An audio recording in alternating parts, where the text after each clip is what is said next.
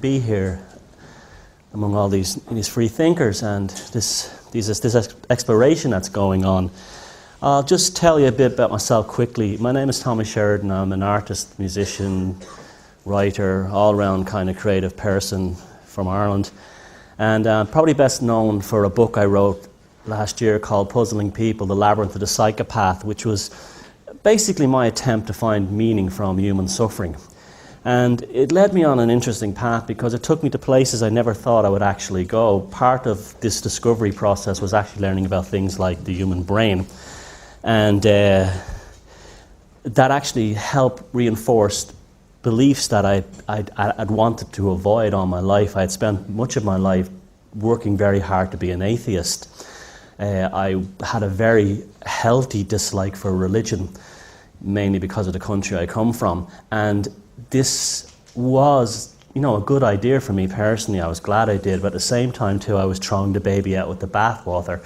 I was actually putting myself in a situation where I didn't want to even believe there was a spiritual nature, but it was something I couldn't avoid as well, because as much as I wanted to be a hardcore atheist, there was just too many anomalies and strange events that happened in my life. There were things like, atheism and reductionist science cannot explain the laws of the universe, why the universe has certain laws. It can't explain things, universal constants like the Fibonacci sequence and the golden section. And I think one of the most profound moments for me was watching a documentary that was made by an atheist talking about Darwinism, and they showed how RNA is replicated in the gene sequence. And what I was seeing was an engineered machine that had actually been built. There was thought that went into it, there was research and development, and this was not something that I could believe personally came from random mutations. So anyway, I always knew there was something to the world. There was something more than just this materialistic 5 sense reality. But I never ever, even though I had tried hallucinogenics and quite a bit when I was in the music business and so on, to me it was more of an interesting experience. I never had that shamanic transcendental experience that many people thought about, and I was kind of resentful of the fact that I didn't get there. And so I was very close to being an atheist, but I knew that I was missing out on something. And then something happened to me in my life that it changed me completely. And it wasn't until afterwards that I noticed that this one event wasn't only proof that there's a bigger plan to all this, but it also was the proof that it had been happening all my life and I'd been missing out on it. Now this painting having the first slide here is what's this discussion is really about. It's not going to be about art, it's going to be about the evolution of human consciousness, because 35,000 years ago, when the development of art and language happened, was a huge leap in the human brain physically. We're going to talk about things like neuroplasticity. The frontal lobes of the human brain, the prefrontal cortex, suddenly expanded, and it was art and language that did it. And this was how our ancestors actually cut through this very densely packed quantum reality that we live in. I mean, it is an illusion. It is manufactured and perceived subjectively and objectively by our 5 senses and our nervous system. But it's so densely packed, the subatomic particles, that it's very, very difficult for us to change it. That's why it can be so frustrating, and you get insights of this thing while you may be in meditative states, or even things like falling in love, or the artistic process. But the artistic and creative process, and I mean all creativity, not just art, is the means that seems to allow us to get out beyond the veil and realize that there is something else going on here that's quite different than this 5 sense experience. And so this painting was inspired by that. I've painted this a good few years ago when I found out that the human prefrontal cortex, where imagination, creativity, dreaming and dream states all take place, suddenly had a great explosion in its size, a great expansion in its size, with the advent of cave art, which happened all around the world at the same time. And it's most likely that language developed at the same time too. So this lecture will be about the expansion of consciousness and how to use creativity to get ourselves out of this mess that we're in, that we're trapped in, and building a firewall around our consciousness. So we can get ready for what I believe is coming, and this global awakening, for me, definitely proves it, is the next advance in the expansion of our prefrontal cortex. Now, this painting I did a couple of years ago, about 3 years ago. It was on a Friday night. It was just a stream of consciousness, of just like graphical consciousness. I didn't know what it meant. It just poured out of me, like so many things in my life, like music, guitar chords, sequences, poetry, and when it just happened, it just came out of me. And I thought, that's interesting, what does that mean? And it just seemed quite specific as well. So I was feeling great, happy, things were going fine, it was good, having a bit of fun. The following day, what particularly was interesting about this is what the shapes, like what was this strange thing here with the dot in the middle, this brown thing at the top, and then these vein-like structures and leading towards a supernova or something. And there's a window there that's kind of bent, and then there's a spider coming off a spider's web. It was just a bit of sort of imaginative sort of fun. The following day I started feeling very poorly. I was getting pains all over my body, very, very severe pains, spasms, but mainly from like my neck down to my waist, all around. And they would come and go, and I thought it was just like food poisoning or indigestion. And then the following night, I really went downhill. I was having a very difficult time staying lucid, and the pain was so bad that I was actually becoming unconscious. So I was rushed to hospital on an ambulance. I was coming in and out of the conscious state. The first thing I saw when I was being carried out on the stretcher was outside my doorway was a spider on a spider's web coming down. Then where I live in the countryside, I was put in the ambulance, and we drove down the country roads that looked just like this pathway leading to this like explosion in the middle. And when I got to the hospital, after some tests, they found out that what had actually happened was a gallstone had ruptured through my gallbladder and had become infected, and the infection had spread to my liver, and I was actually starting to die. Now, what's interesting about this is that when this was happening, they had put all tubes in me, like to pump fluids and blood in and out of me, and I'd forgotten about this painting completely. And this had happened at night. So when I got out of hospital 2 weeks later, after I had a pretty bad operation and I was cured, I got back home, and to my amazement, I picked up this painting and I nearly fell off the floor, because the red window was directly opposite my hospital bed. There was a painting, and it had a window on a wall that looked just like that, red frame with the fan light on the top. And it kept bending in the hospital because I was on so much morphine, I was hallucinating. So the painting was bending just like it is in this painting here. I had tubes coming in and out of me, just like the ones on either side of this road where the ambulance took me down. And there on the painting is my gallbladder with the gallstone right in the middle and the green infected area. And that was it. And then being this sort of I'm very sort of like sensible in a lot of ways. I don't jump on things. I said, well, it was some kind of psychosomatic event which somehow my body knew that I had a damaged gallbladder.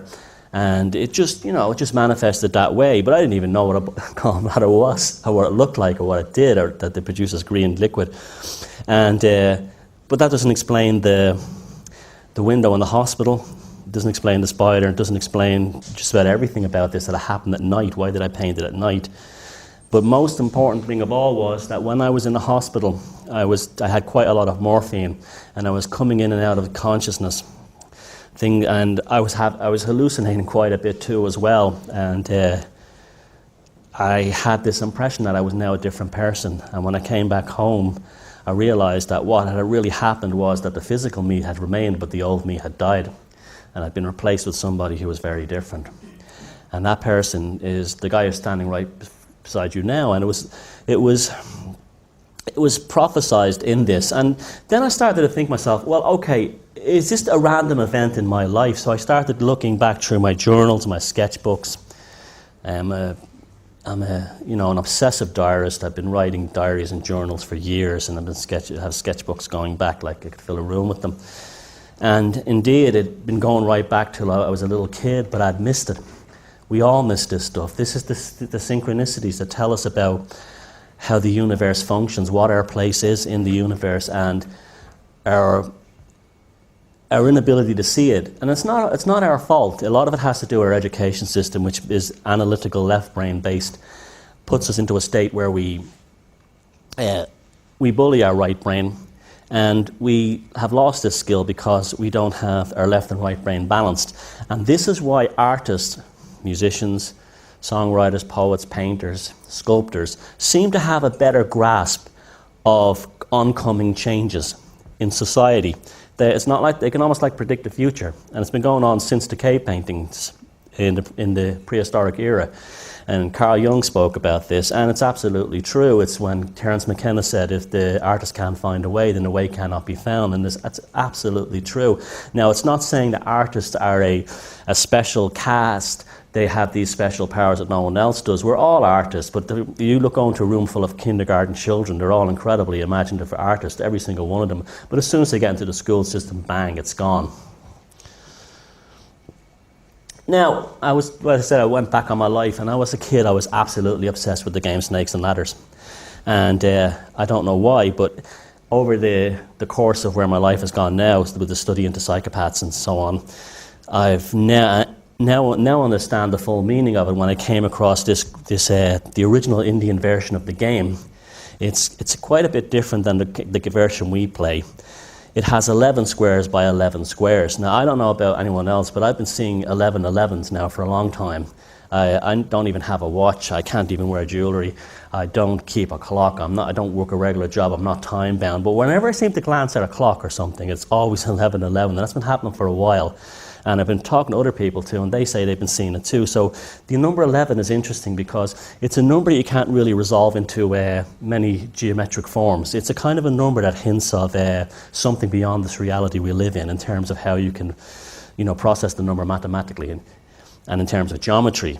Now, the Snakes and Ladders thing is interesting. There's 11 squares by 11 squares. The snakes, when you land on a snake's head, we all know you go down. In the Indian version, what actually happens is you have a denigration of your karma. You're actually going down to lower states. So it really represents, from my point of view, the reptilian cortex of the brain, which is where my work on psychopaths took me. Psychopaths are mainly active in the reptilian cortex of the lower part of their brainstem, which is the part of the brain basically concerned with survival, attack, kill or be killed, sexual reproduction.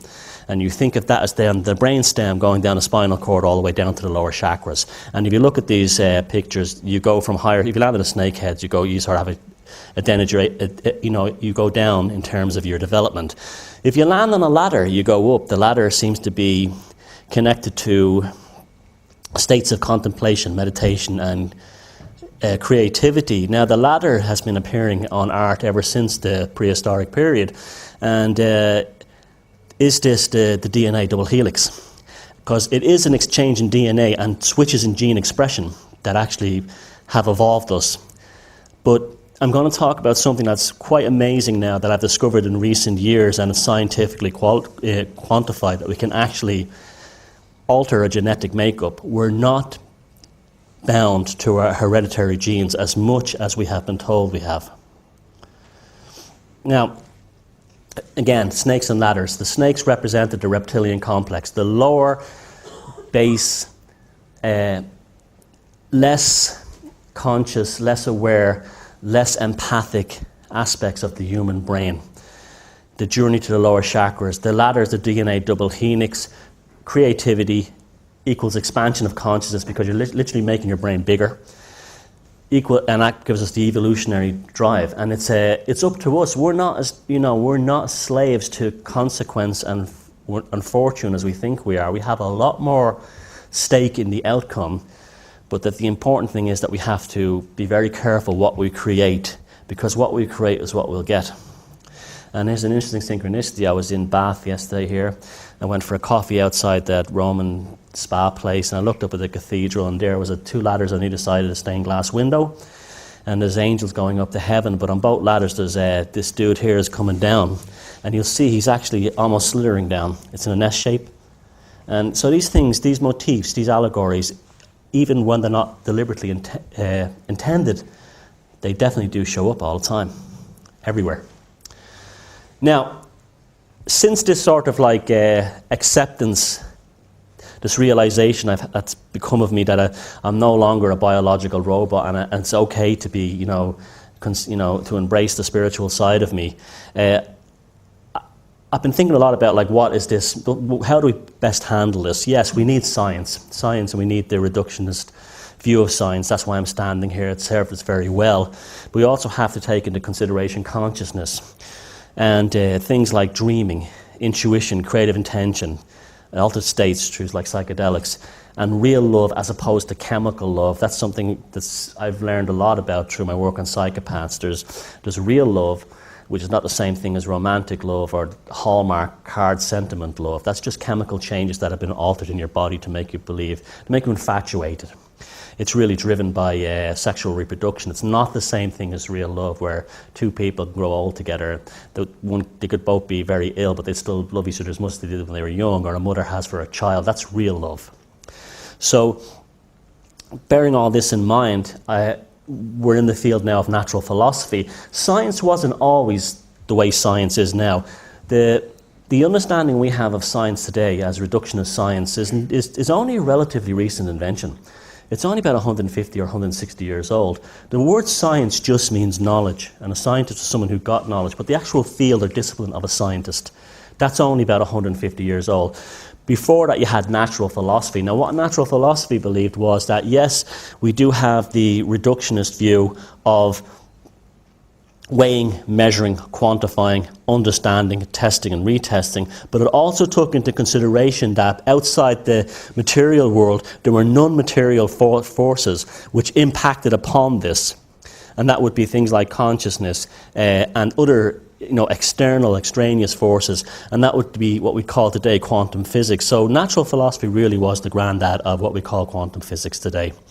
And so if I was to put a label on what I'm doing here today, it would be natural philosophy.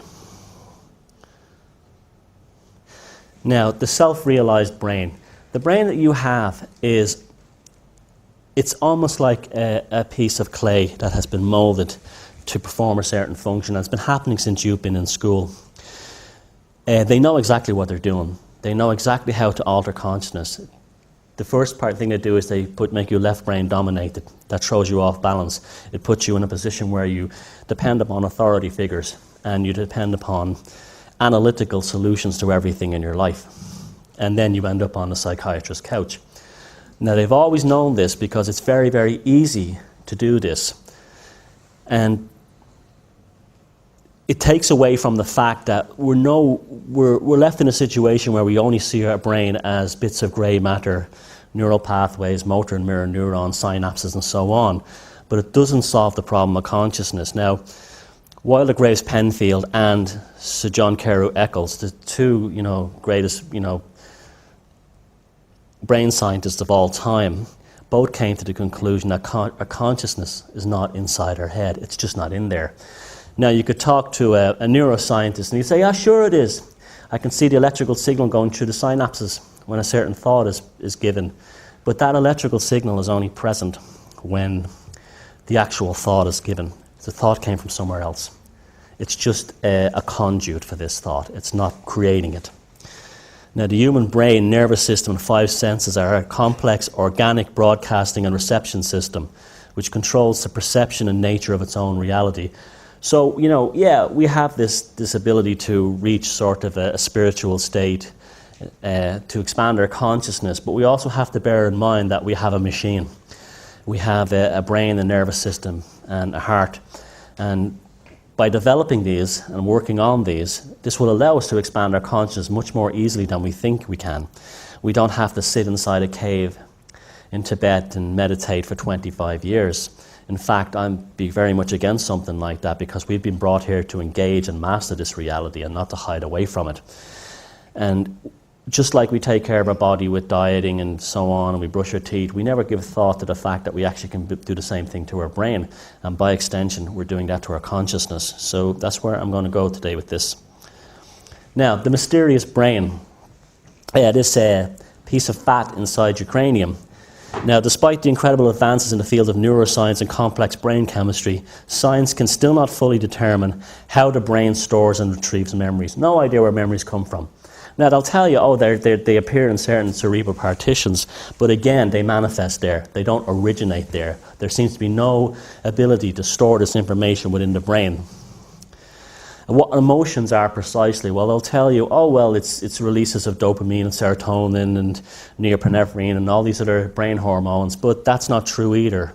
There's still something triggering those emotions. What is the purpose of that? And releasing those hormones. You see, again, we're back to consciousness, the underlying software, operating software of our minds.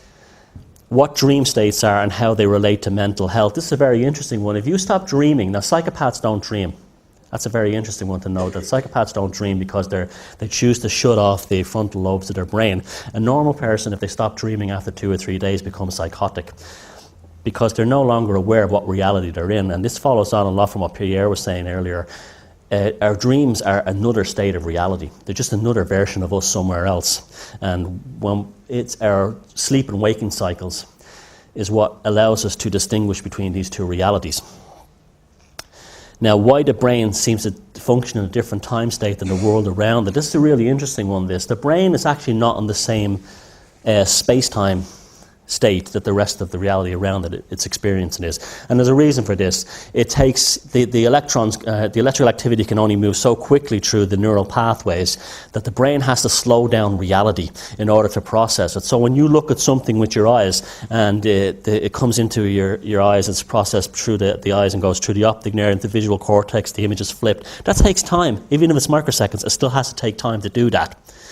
And that's and even the process, that at the same time it's processing your hearing, your ability to stand, how your inner ears is, sensing gravity that goes right to the center of the earth. It needs time to do that, and it's incredible it can do it anyway, but it needs a time to do that. So it slows down reality around you in order to function your five senses. This is most likely what déjà vu is. Something happens in that glitch in your space-time triggers this experience we call déjà vu. But another interesting one about the space-times in the brain is that the consciousness is capable of time travel. It's been shown that there's no way in a baseball game, if a pitcher is throwing a ball at 100 miles an hour, that a batter could just hit it. We don't have that ability within our nervous system to pull off that stunt. So the only way it can be explained is that somehow the batter, his consciousness travels forward in time, calculates the trajectory of the ball coming towards him, then his consciousness comes back in time, and then he makes contact with the ball. And that's just incredible when you think about it, but it's the only way it can be done. So time in the brain is a very, very interesting and idiosyncratic thing. What the actual baseline activity of the brain is, this is another one. This is why I have such a beef with things like psychiatry. We don't actually know what a bad brain is. We can't actually say, well, yeah, if someone's dead or they're very sick and their electrical activity in their brain collapses, that's one thing. But in terms of measuring how the brain should function, we don't know what the baseline is. It's still a guess. So you can't actually say this person is deficient in their brain or this person has the right kind of brain, because there is no way of quantifying or measuring that. They also don't know what intelligence really is in terms of how it is measured and how it relates to imagination and perception. This is another trick they play on us. We're quantified in terms of our intelligence through things like our school exams, our tests, and things like IQ tests, but they don't test the real intelligence or the real sense of perception, which would be things like imagination and creativity. There's no place for them. So this is why we have a world full of sort of geniuses who are robots. They can't really think. Now, the unfortunate thing about that is most scientists I've known personally are very imaginative and creative people, but because of the way the academic world is set up, science is kind of told, oh, don't get carried away with yourself, stay within these certain limits. And it's okay, it's pretty cool, it works, but it's also, on one level, it's great for the reductionist science within a five-sense perception, but it is also holding us back as well. If you look at the most recent high-tech advances in terms like things like quantum computing, that really came out of what we would call esoteric science that happened 100 years ago. So we have to understand that intelligence has nothing to do with how many what kind of grades your kid gets in school, or if he's a member or she is a member of Mensa. And how the specialized partitions of the brain interact with one another. This is another interesting one too. Now, there's all flooding of hormones and chemicals in the brain during certain states, but they're still not sure how the different cerebral partitions talk to each other. And the obvious answer is consciousness. Consciousness is the underlying software of the brain. And this leads to a huge problem within reductionist science, because they just simply prefer not to deal with consciousness. The most you'll get often is that it's definitely in the brain, but then they can't prove it. And then they'll say things like, well, we're working on it, but that's a not cop-out, because you can't then say, this is another reason why I never ever fully became an atheist, because we don't have enough knowledge of the cosmos, and we especially don't have enough knowledge of consciousness to say that atheism is a fact. So there is a phobia and almost a fear surrounding consciousness. And there's also the matter of function versus structure in the brain. Function being the purpose of the mind, and this by extension leads on to psychology and the study of mental faculties. While structure just relates to the form and shape of the brain. So the brain is a complex device, organic biological device, but it's incredibly mysterious. And no matter what they say in terms of we know this and we know that, they're able to identify how certain parts work and what function they perform, but they still can't explain how the whole thing operates and how it relates to our self-identity and our consciousness. So you can't measure, weigh, quantify, or explain the non-material. So therefore, within reductionist science, dreaming, imagination, aesthetics, true love as opposed to chemical love, art, higher states of awareness, near-death experiences and out-of-body experiences are not looked upon with any credibility. And this is a great shame, because we're missing out on half of science here. Colin Wilson, the British author, made a great quote once. He said that atheism is like tying one leg to a tree and then saying it's impossible to walk. And that's exactly what's happening here. Now, the old maxim, Descartes, I think, therefore I am, it's not true at all. It's actually the other way around. You are, therefore you think. The initial underlying consciousness is what makes the brain. So if you have stinking thinking, you'll have a stinking brain. My work in the psychopaths left me having no doubt that the psychopaths are not brain damaged in any way. They have the same structural brain the rest of us have. Now, there's lots of scientists saying, oh, they have a broken septum, oh, the frontal cortex is damaged or missing, oh, they have an overabundance of norepinephrine. No, they don't. They're just these are just individual case studies that are very often not backed up by very good peer review. There's someone trying to win a Nobel Prize. And this is why I'm so glad I went into the world of psychopaths, because it opened up so many other things for me. But in reality, what the psychopath brain taught me was that you get exactly the kind of brain you want in life. If you have a predatory underlying consciousness that is out to get whatever it wants from others, you will have a predatory brain.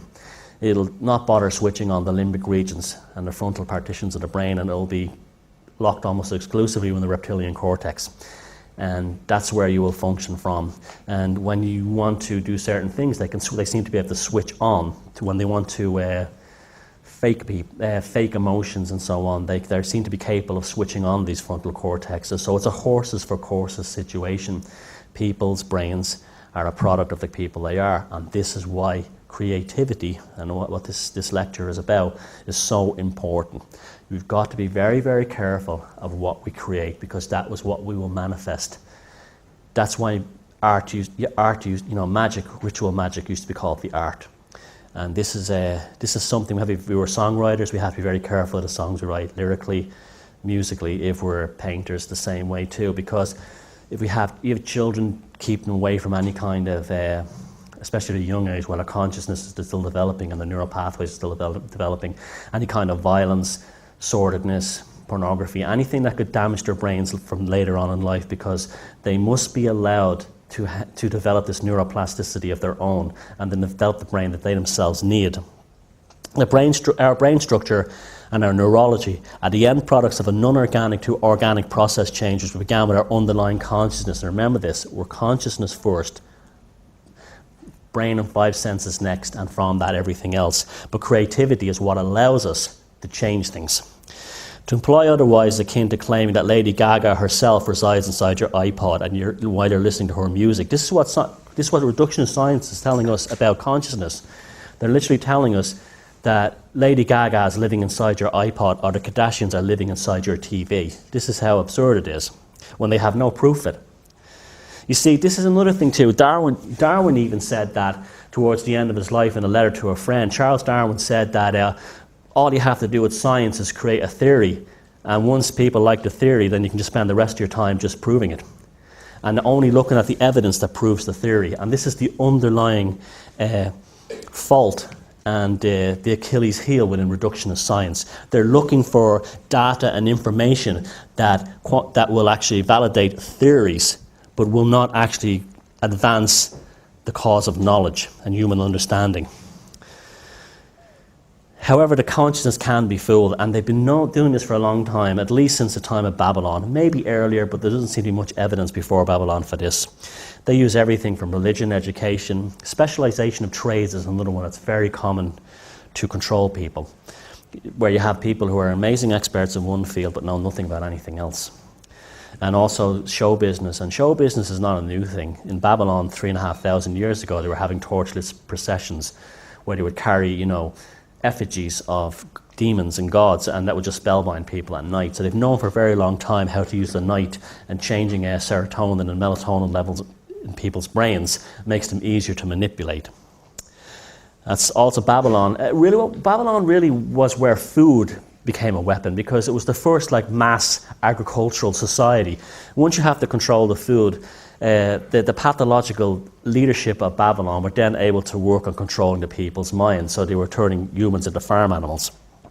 That's been going on ever since. So we have to learn to build this consciousness firewall around ourselves to prevent this pathological, psychopathic control grid of building our brain structure for us, and instead building it for ourselves. And this will make us immune to it. And it'll also allow us to have our full potential as human beings in this reality while we're here experiencing it. So we have to build our own brain and neurological structure, and not have television, religion, and politics, and especially psychiatry doing it for us.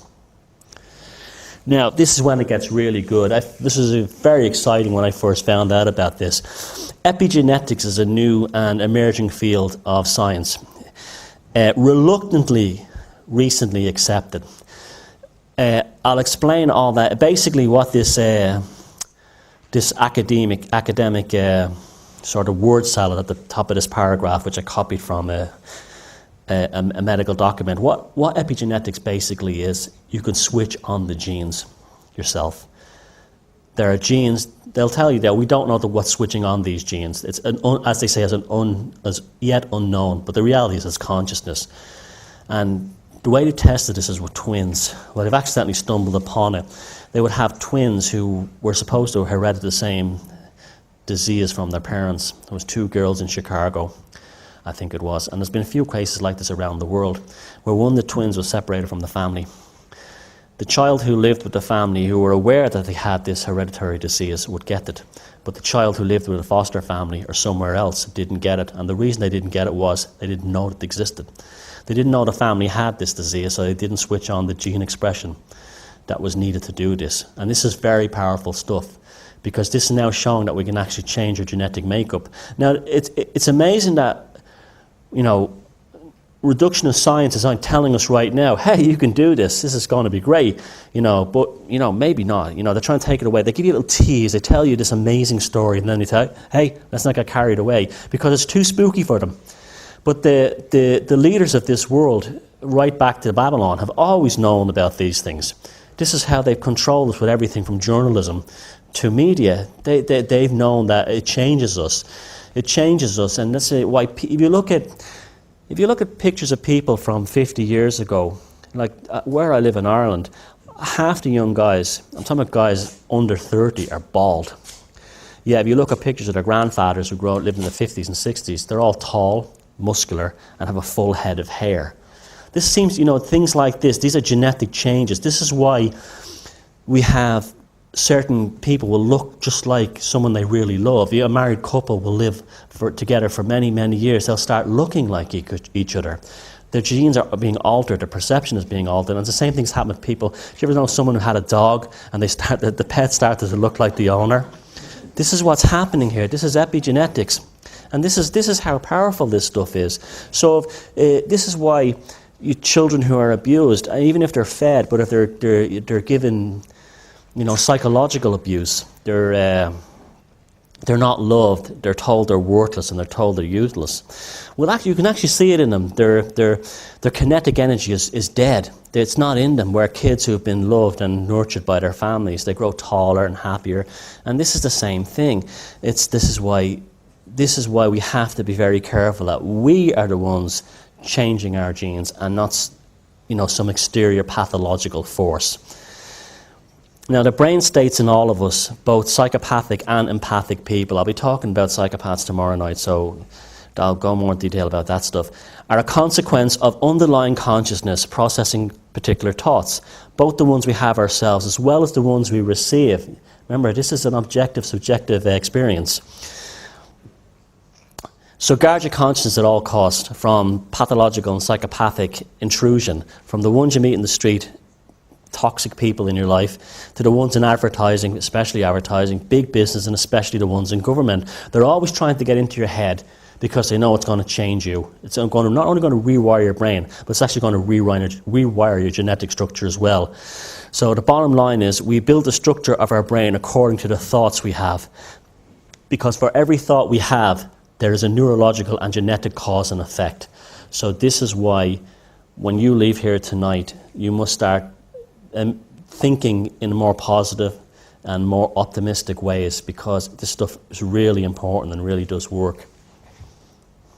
And don't, if you come from a family with a history of diseases like cancer and stuff, don't buy into this thing that I'm doomed to get it too, or I'm doomed to suffer from the same depression. Oh, it's in the family. Oh, the family are like, it's on the family. Do not buy into that.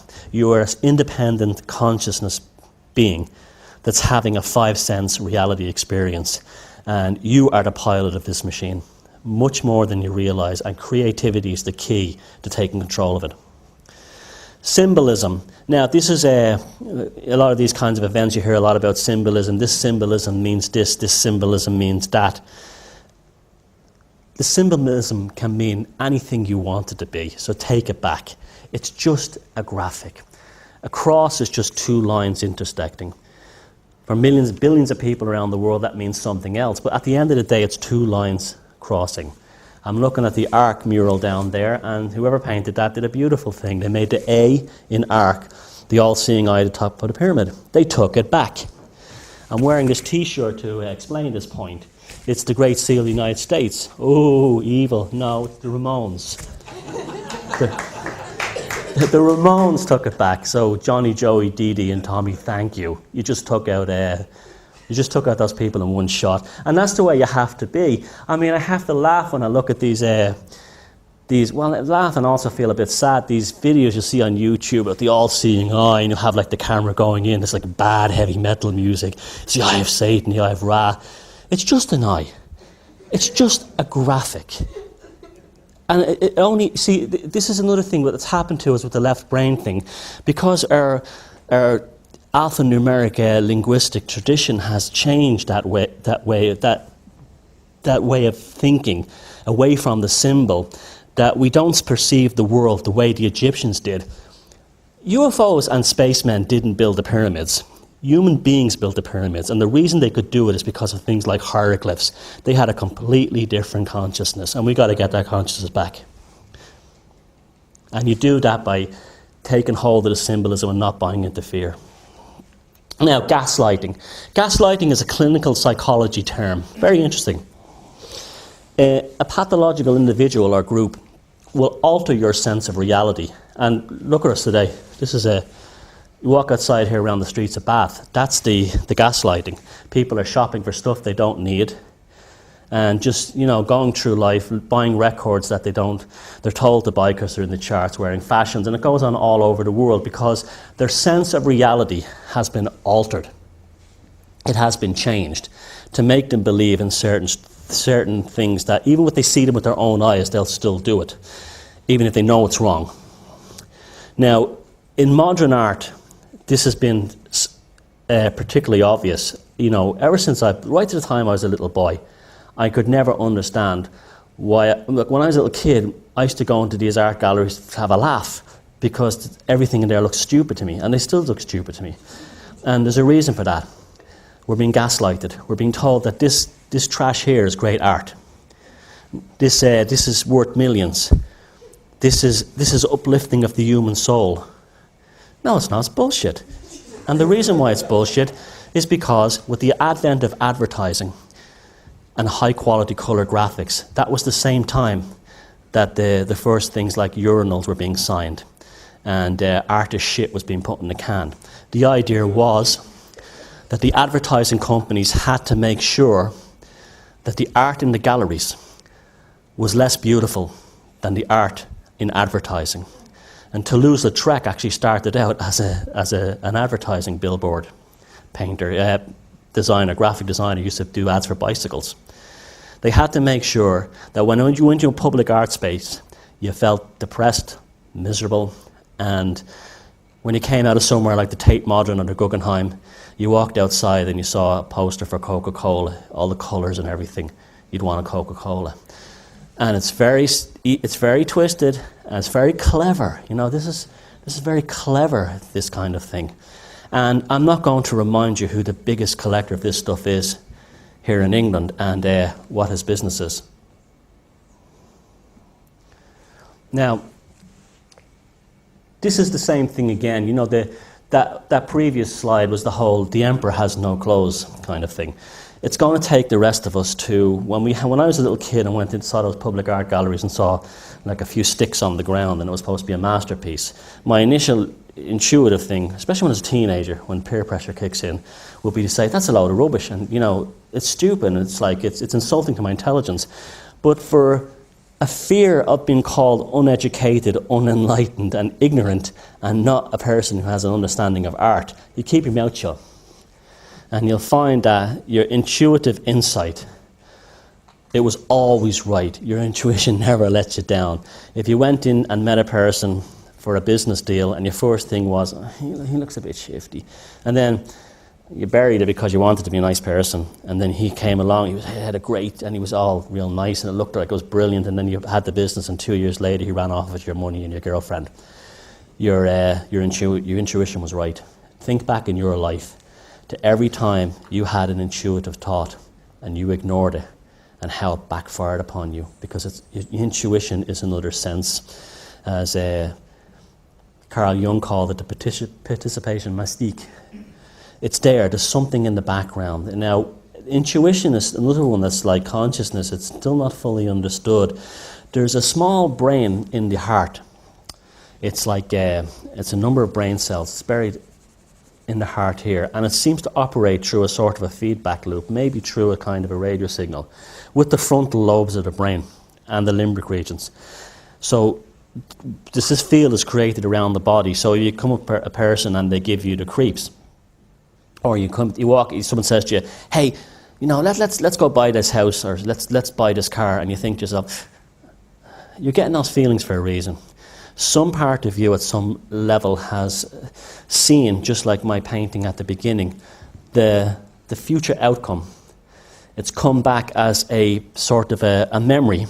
It's jumped back into your consciousness for a split second to warn you, but you still did it because of things like social pressures, economic status, fear of being alone, anything, a social life, and it could very often lead you down the wrong path.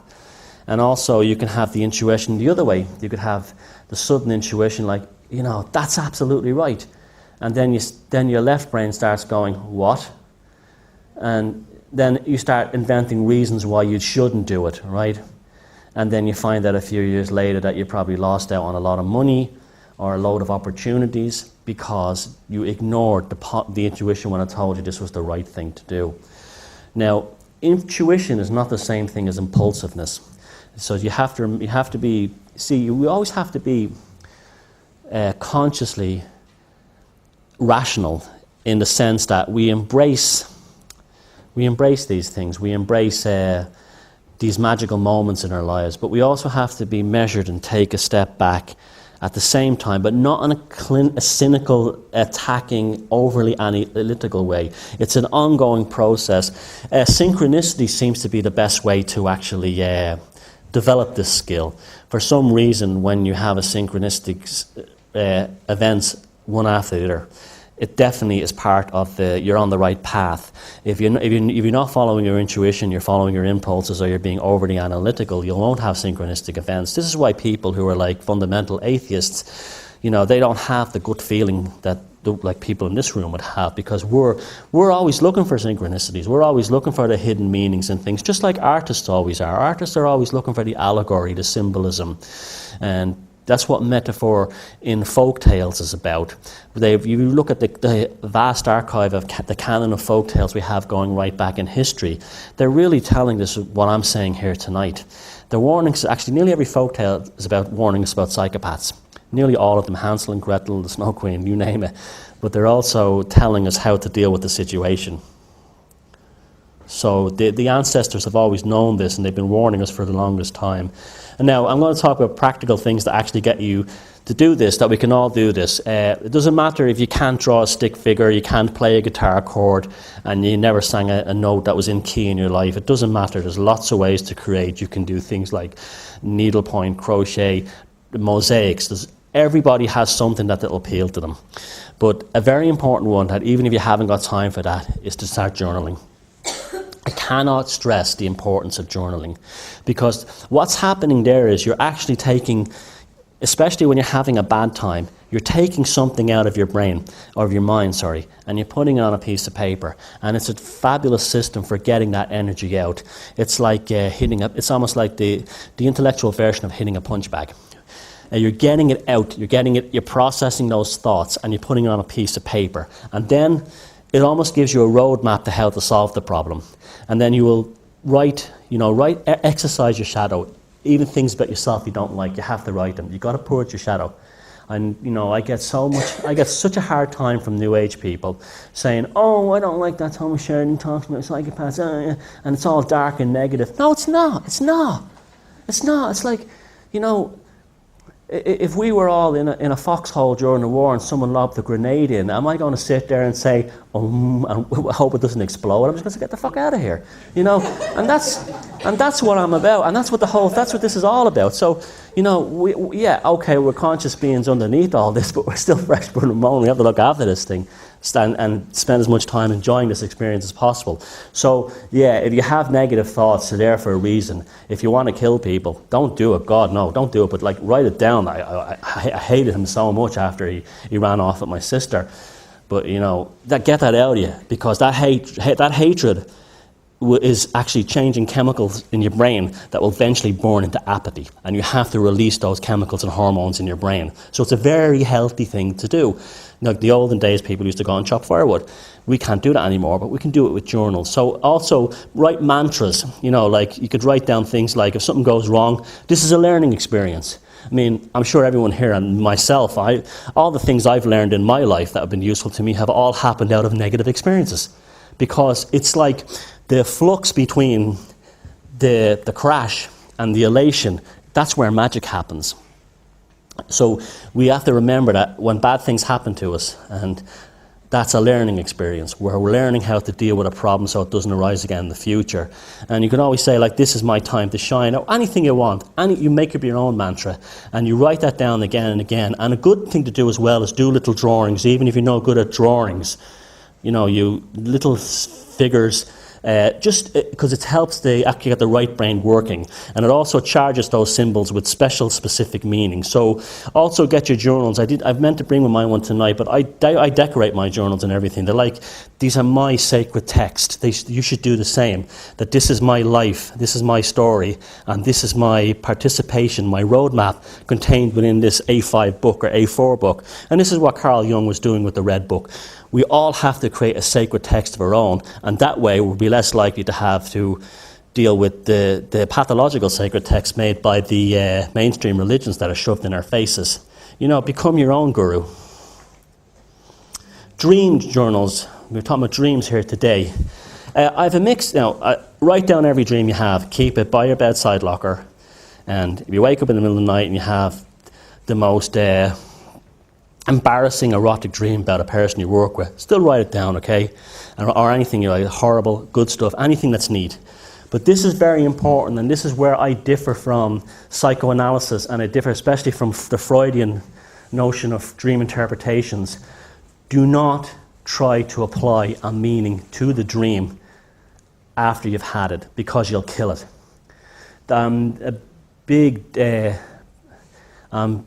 very much against this whole idea of like, oh, when you see this in a dream, it means this, and you see that in a dream, it means this. This is left brain again. You're jumping back into your left brain.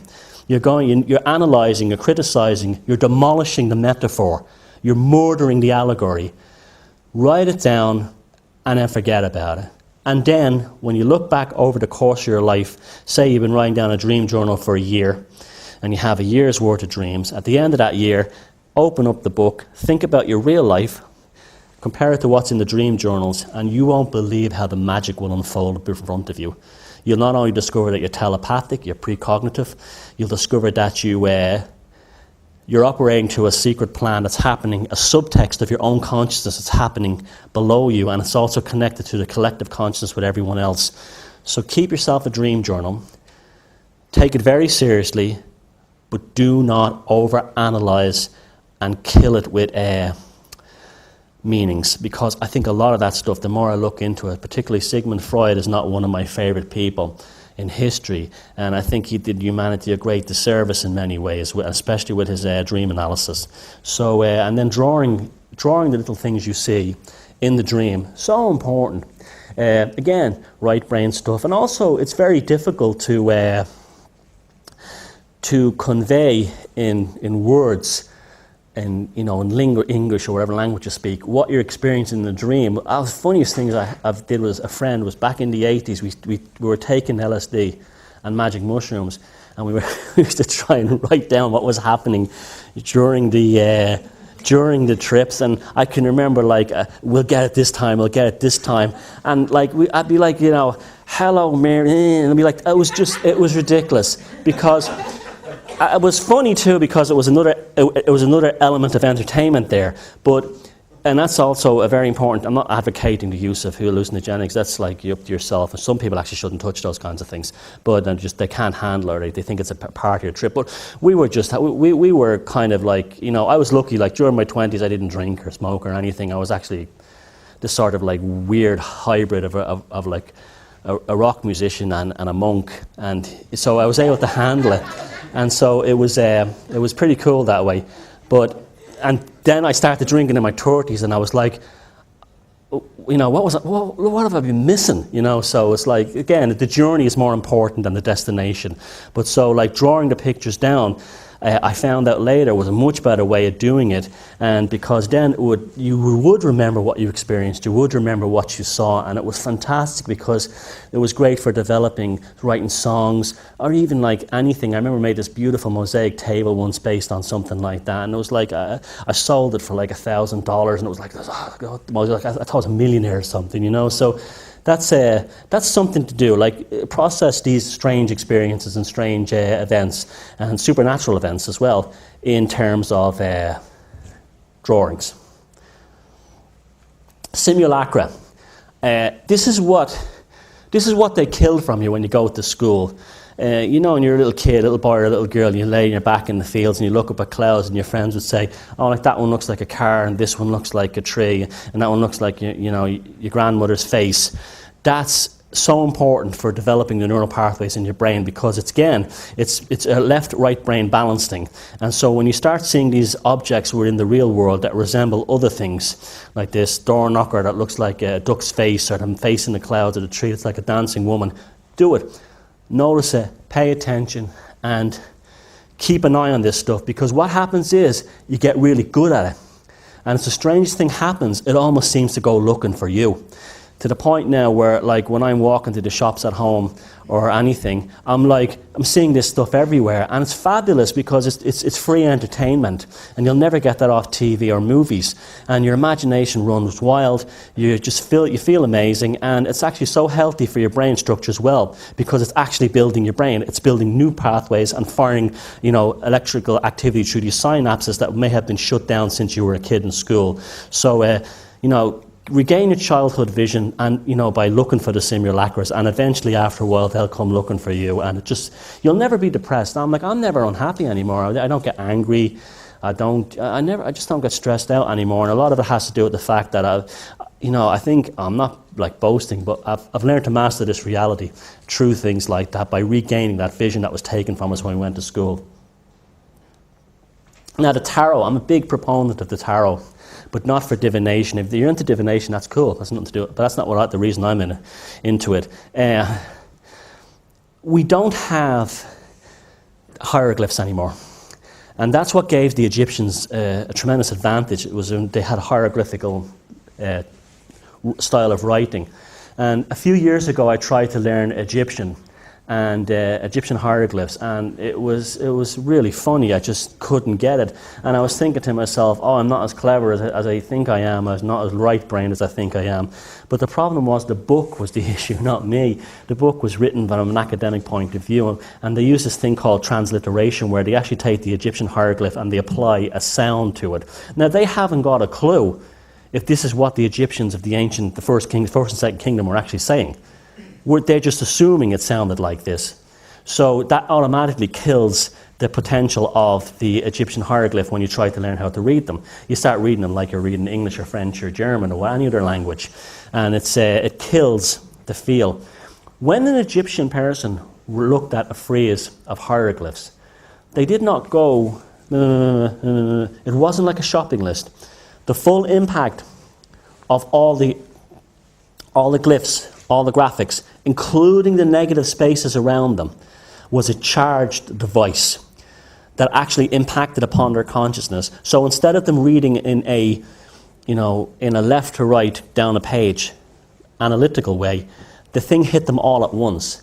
And all you have to do is look at the monuments of the Giza Valley, what these people built, the technology that they were capable of, because they had a different level of consciousness, because they processed language and writing very, very differently. The tarot today is the way of getting that back. I use the tarot all the time in everything from like writing stories to writing song lyrics.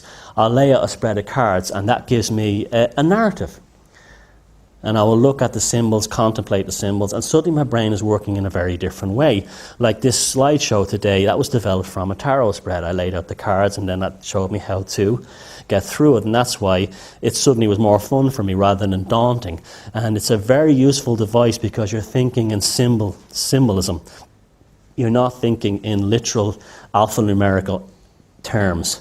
This is another reason why, people who, like Jewish friends of mine who speak Hebrew, they're very clever at solving problems. That's because they've learned Hebrew when they were in school, when they were studying for their bat mitzvah or mar mitzvah, and they would learn how to read in a different way. Chinese people would read Mandarin. You find a very good Japanese. Any language that is more closer to a pictorial development and how it's structured compared to an alphanumeric gives you an advantage. So, if you didn't grow up in a tradition where you had a language like that, even Irish to an extent is not very good, although orally it's brilliant because it was an oral tradition. I find out speaking Irish very difficult, but I can read it no problem in a paper or on the newspaper or whatever, and I resent that because it should be the other way around. And the reason why I'm no good at speaking it is because I learned it through the alphanumerical system. So it's really just like this word means this grammar structure means this,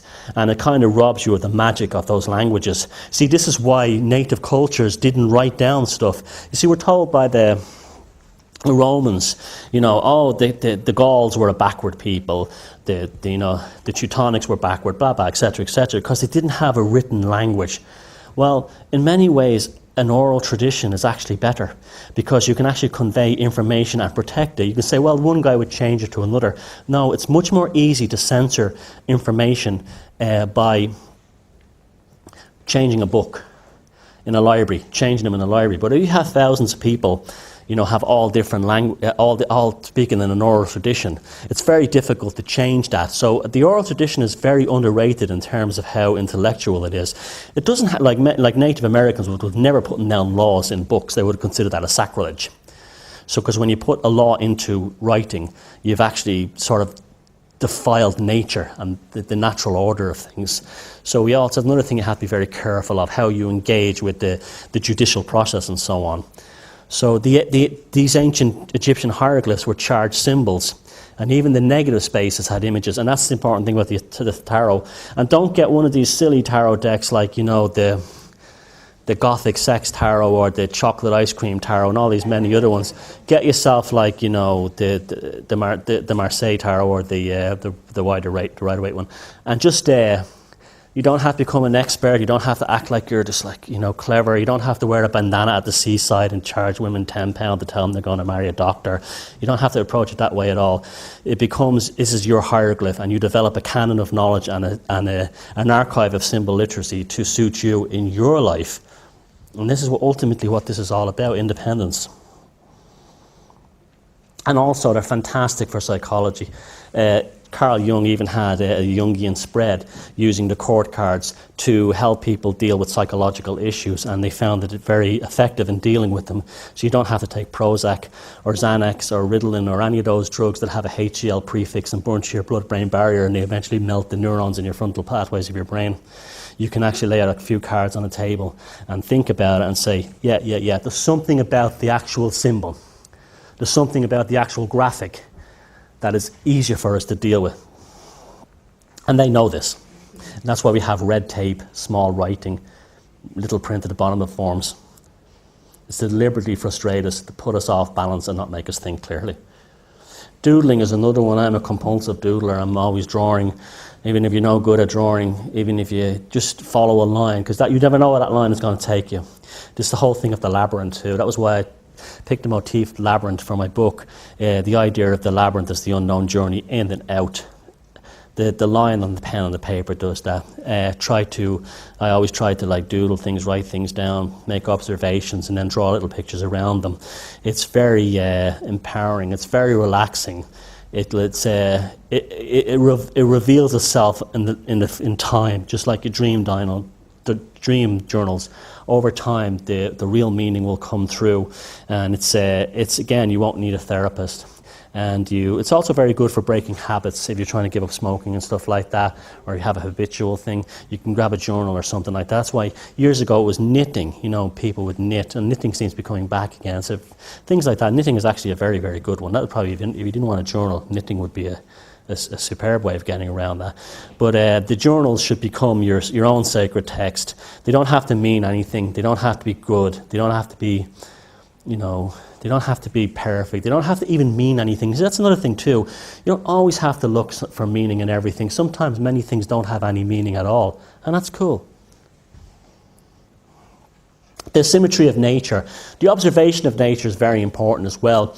There's understanding how things look, how they work, and how they unfold. Like I said, the thing that stopped me from becoming an atheist was actually noting how you could have a simple,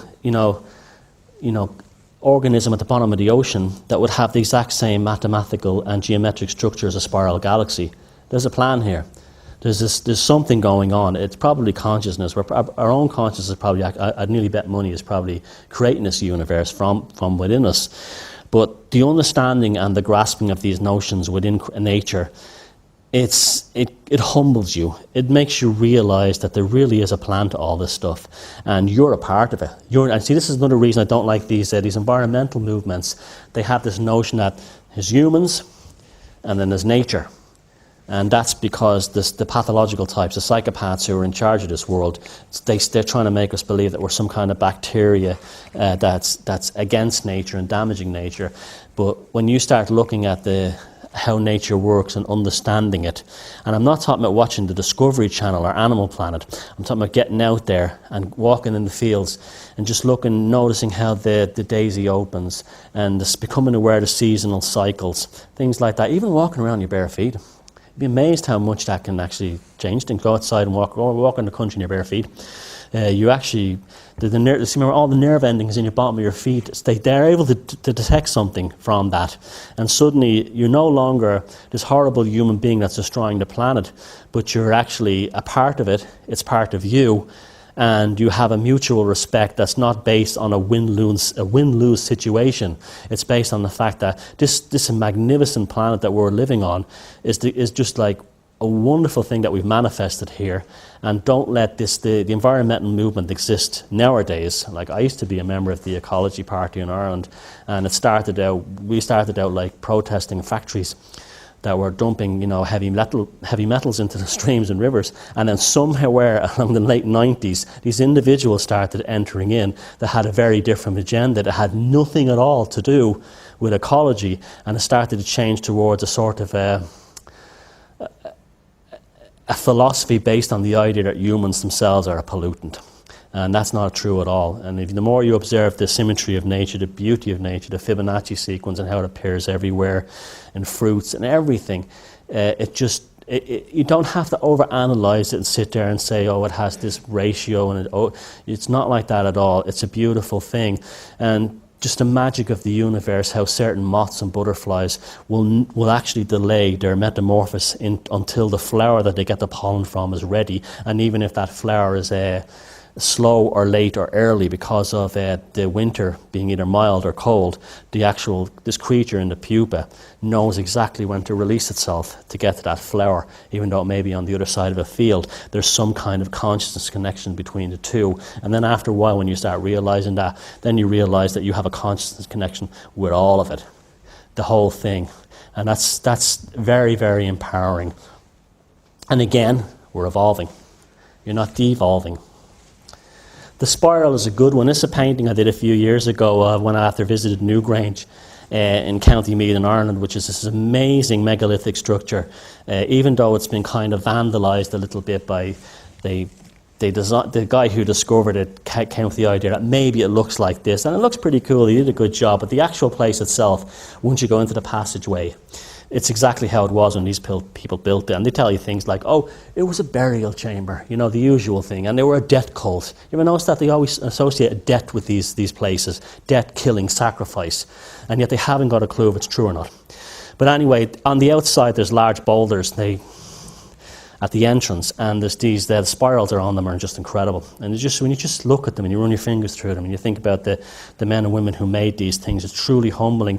And you realize you're part of a journey, a continuum, from the earliest man I showed you at the beginning in the cave doing that painting, to me standing on the stage today, talking to you. You look at this, that's where it's all come from. When people say there's no such thing as magic, that's not true at all. Magic is just the creation of something that didn't exist before out of nothing.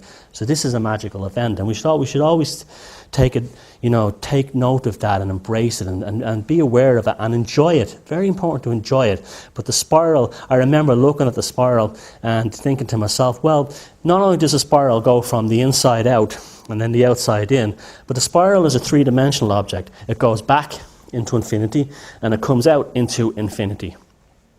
And I was sitting there looking at the spiral, and when I got home I was drawing spirals constantly, and spirals have now appear in my artwork all the time, and I just love spirals. There's just something about drawing the spiral. It's very meditative, because it's allowing you again to see beyond this 5 sense material construct, because you're seeing into other dimensions.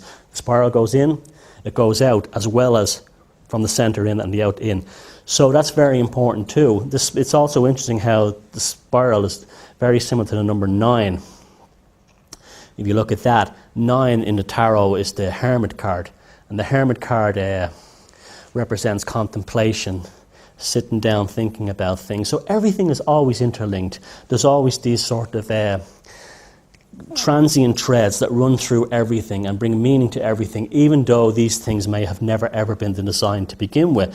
Someone in Africa may have developed something, and someone in America something else, but over the course of time a common thread will glue them together.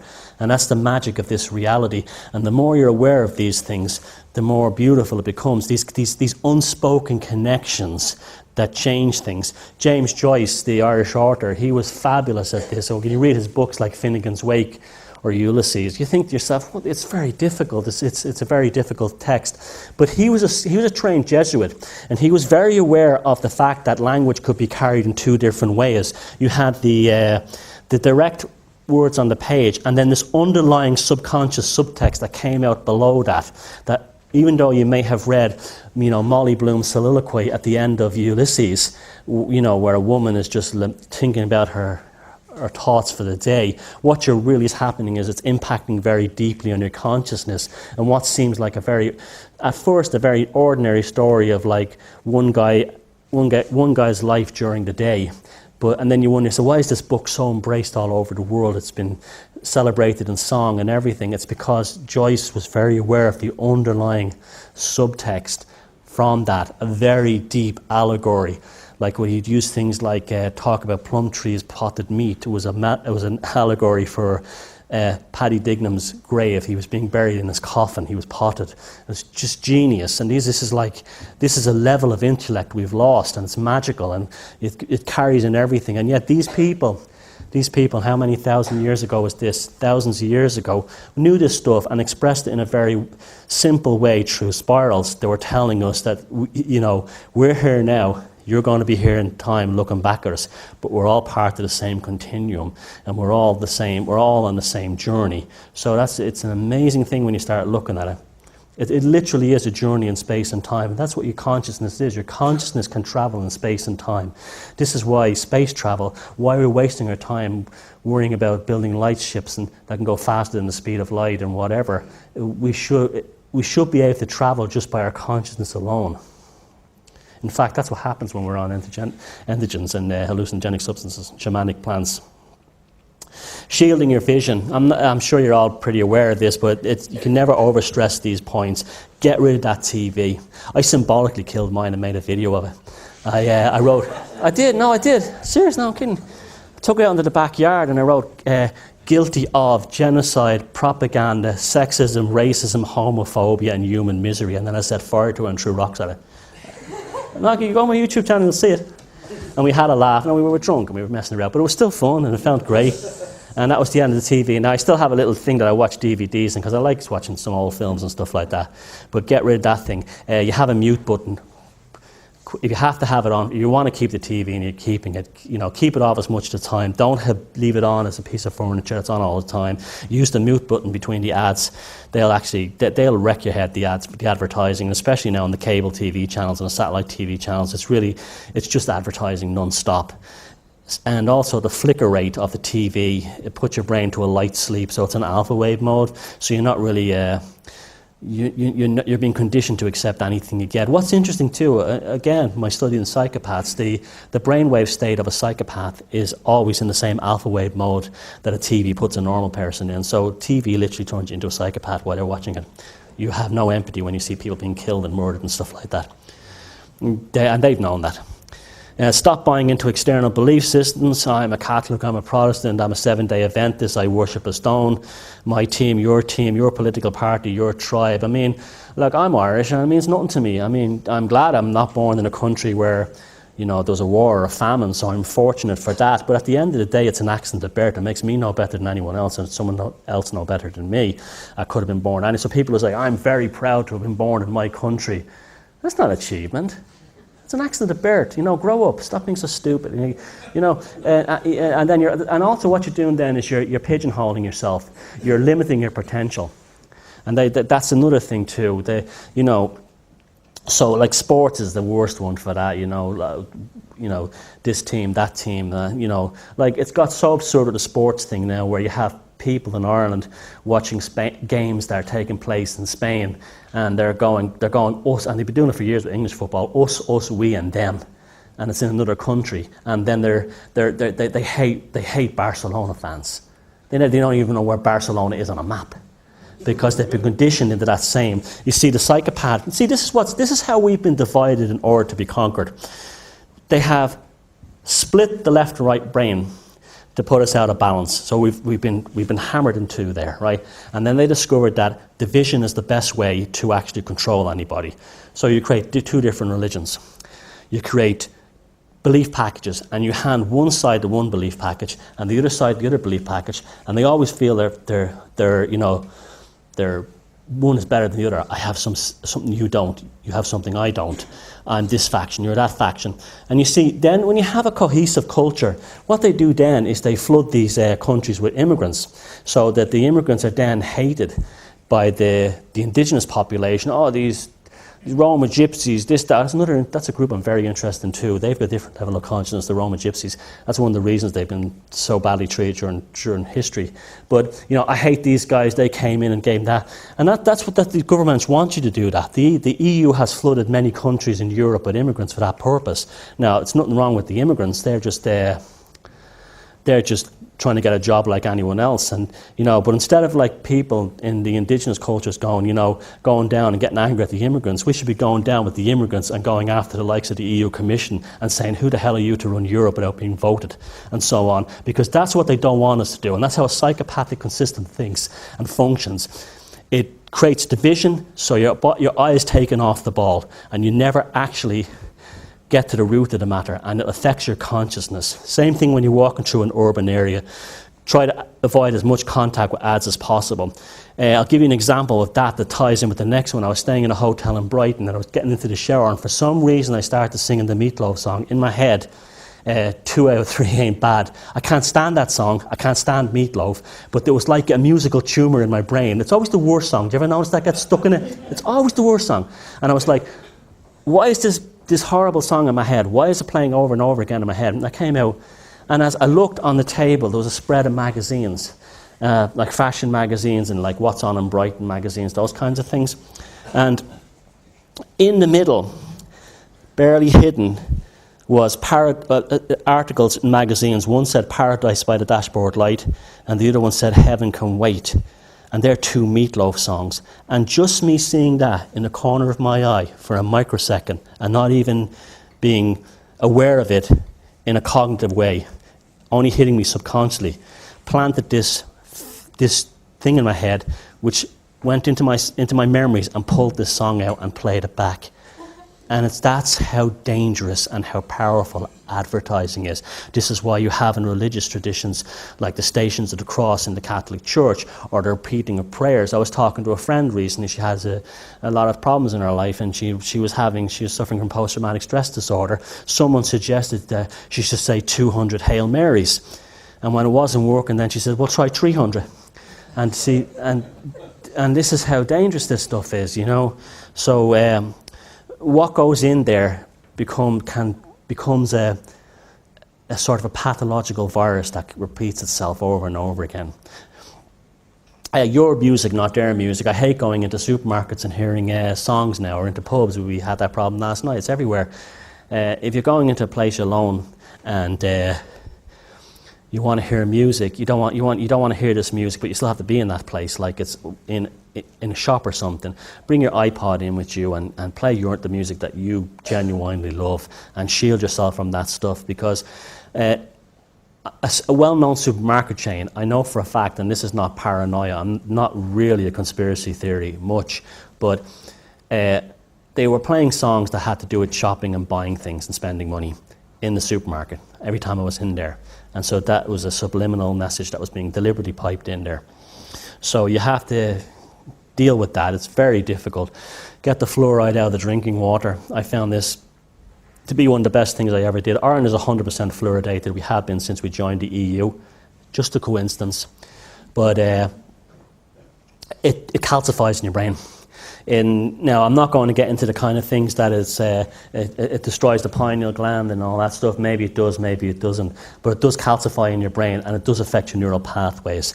So that, you must get rid of it. The fluorescent lighting also seems to do similar things as well. It alters your melatonin and your serotonin levels. This is why you have to get good night's sleep and things like that. So you have to be careful with that stuff also. So again, this is a machine, and you have to take care of it.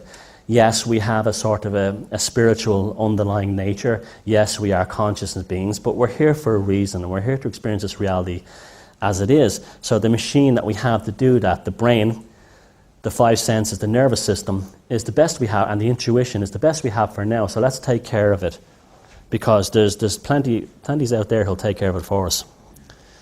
Whoops. understanding the true meaning of words. Psychotherapist equals psycho the rapist. You think that's an accident? Maybe it is, maybe it isn't, maybe it was well intentioned. I'm not putting down psychotherapists, I'm sure many of them are fine people. But the root word of psycho is psyche, Greek word, which means the soul, the rapist of the soul. I'm probably going to be public enemy number one soon. When my next book comes out, Defeated Demons of the psychiatric industry. But it really is an awful thing. The Diagnostic and Statistics Manual of the DSM, of the American Psychiatric Association, 50 years ago had 6 mental disorders in it. It now has something like 600. That's because literally they've decided that every single human being on the earth today is nuts. We're all suffering in this room from oppositional defiancy disorder. And for a initial €1,000 or pounds consultation fee with follow-up visits, I will prescribe you all kinds of wonderful drugs that will make you normal. And it's horrible. And what's really frightening is the attack on children. The United States has 5% of the world's population. 1% of the world's population. It consumes 80% of the world's psychotropic drugs, and most of them are going to children, things like Ritalin. And this is what happens when psychiatrists enter the public bodies, and they are all the time. There's a big push now. They're like a virus that's infected our schools, our public bodies, everything. They're everywhere. And this is a science that has no empirical and objective peer review of anything it does. It's literally a bunch of guys sit down, decide what's the new disease, prescribe drugs and treatment package for it, and yet they're somehow unquestionably supported and financed by governments. So the concentration camp is still here. It used to be religion. It's not. The barbed wires. The barbed wires have been taken down, and it's now psychotropic drugs. So don't try to stay off antidepressants. They're very bad for you. So your consciousness is constantly being raped by this neuro-linguistic programming all the time, particularly in journalism, newspaper journalism, where you see at the top of the page you have a headline that bears no relation to the story in the body. All modern journalism is like that. Now, if the newspaper journalist may be a nice person who has best intentions, but when they go to the sub-editor, he's working for an agenda. And that agenda is to push a certain plan through. That's why newspapers all over the world all basically have the same stories now, because it's a globalist agenda. And we all have to be thinking in the same way, and you must not question anything. And there's a pathological syntax there in the way these words and these stories are conveyed to you. It's not a case of, here's a possible opinion. Here's an op-ed in the New York Times. It's really, this is what you're to believe now.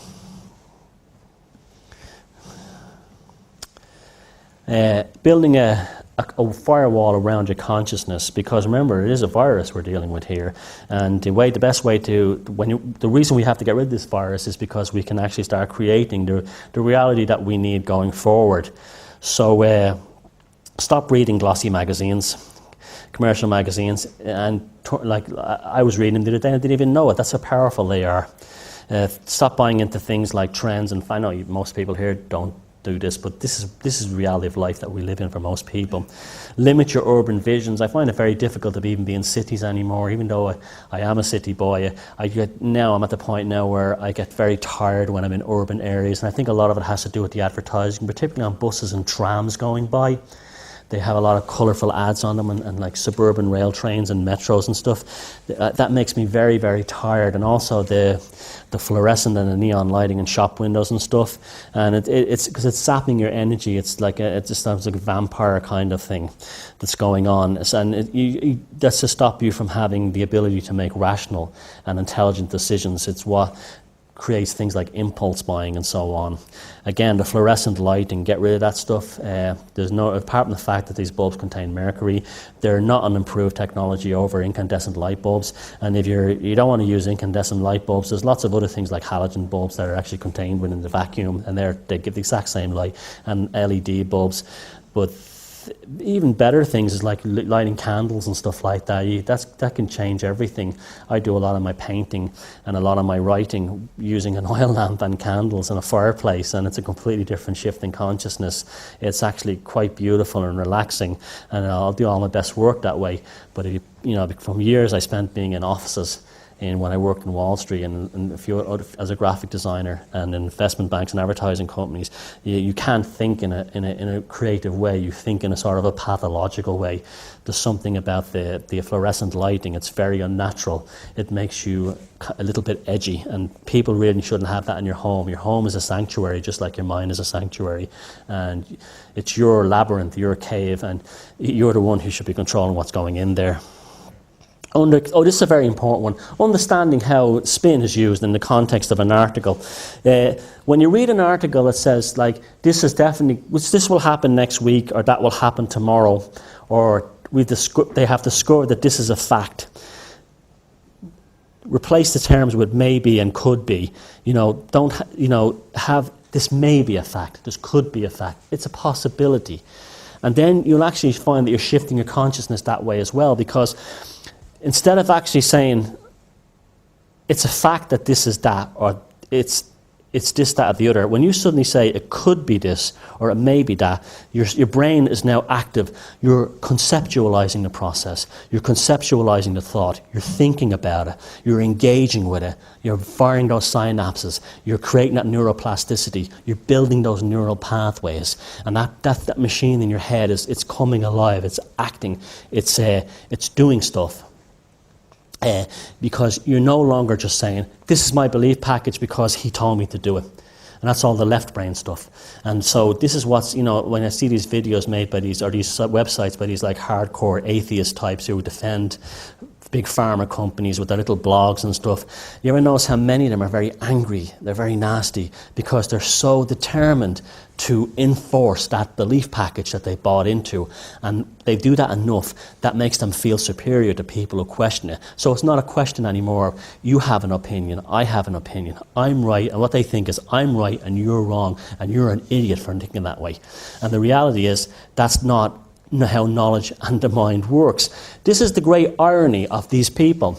The ones who think they're the most intelligent are usually the ones who aren't, because the one who looks at everything, no matter how ridiculous. I mean, I've been into things for a while, and then after 6 months ago, how the hell did I ever think that was real? And that's great. That's actually how you're supposed to be, because you're building this you're fine-tuning this machine. It's to be open to all kind of things. But if you have a tunnel vision in your consciousness, you'll limit the options of your brain, and then you develop a kind of it's almost like a pathological, territorial mind space where what I believe in my head is right. My PhD is right. It has to be right because there's no other alternative. Because I'm in debt now because of that PhD, my student loans, and that's not helping you. That's not growing yourself. That's not growing your brain. That's growing your mind. And speaking of which, there's practical measures too outside. Well, consciousness is practical as too, but there's also things like you must have more saturated fats in your diets. We've been made to believe that saturated fats are the devil's fat. For the last, everything is low fat now. This is one of the reasons I believe we have so much autism, and it could be one of the reasons why we have people getting senile at earlier ages and stuff like that, is because of these artificial flavorings and so on in foods that have replaced the saturated fats. If you're a vegetarian, it's okay, that's your own business, good for you, but have things like more coconut oil in your diet, because you do need these things, because the reason is your brain is mostly fat. The electrical connectivity in your brain operates much better when you have a brain that has a high fat content. So when someone calls you a meathead, it's actually means you're smart, but it's because you're the synapses and you're firing better and stuff like that. So like things like if you do eat meat, fish is great, or anything like that has a high level of saturated fats. They've been weaning us off this stuff for years. But you can see how we've been changed. I mean, my great uncle was, I remember he was in his 80s. He used to chain smoke, drink pots of tea with sugar and lots of milk in it. And he used to live on rashers, sausages, eggs, bacon, liver, and all that stuff. And when he was in his 80s, he could run up to the roof of the house, change slates, jump off. It was amazing. And he was a cantankerous old man right until the end of his life, but he was great fun too. He wasn't sitting in an old people's home, wanting his Flora low-fat spread and waiting for the nurse to give him his medication. I mean, him and his wife had 18 children, so there was no problem with fertility rates back then either. So I think that's something to do with that as well. So, that's another thing too. They made it seem like that was something shameful about all these large Catholic families in the past. So what? That's nobody's business, If these people wanted 18 children, or, then they had 18 children, those children grew up happy and safe and good, and then what was the problem? It's always, in hindsight, we judge these things on very superficial levels. A lot of it has to do with population control as well, too. Now, a lot of stuff started when the pill came out. Suddenly, we were supposed to have small families. If someone wants to have a huge family, good luck to them. If they want to have no kids, good luck to them as well. It's the same thing. We're being programmed. We're constantly being programmed. And when you get that consciousness parasite in your head, you'll do anything except what's right for yourself. And the what's right for yourself is always personal creativity, following your intuition and expanding and developing your creative intention.